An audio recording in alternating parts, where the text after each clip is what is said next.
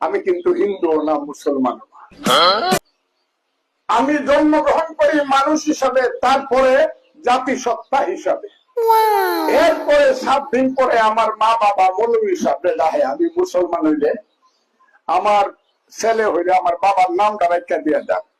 ওই যে দিন থেকে আকিকা করলো, নাম রাখলো, সেই দিন থেকে আমি মুসলমানের ঘরে জন্মগ্রহণ করার কারণে মুসলমান হইলাম। উনার বলার উচিত ছিল, উনি যেভাবেই মুসলমান হোক না কেন, আলহামদুলিল্লাহ বলা যে আমি একজন গর্বিত মুসলমান। আমরা অনেকেই বলি না যে নামধারী মুসলমান, এই হচ্ছে নামধারী মুসলমানের পরিচয়। উনি একজন প্রথম শ্রেণীর নামধারীর মুসলমান। আমার বুঝে পড়ে না বিএনপি ওনাকে কিভাবে মনোনয়ন দিয়েছে, এবং উনি 71 সাল নিয়ে পড়ে রয়েছে এখনো। বর্তমানে 2025 সাল, মুক্তিযুদ্ধ হয়েছে প্রায় 54 বছর হয়ে গেল। উনি এখনো দেশের অসংখ্য মানুষকে রাজাকার বলে, রাজাকারের বাচ্চা বলে সম্বোধন করেন। এটা কোনোভাবে মেনে নেওয়া যায় না।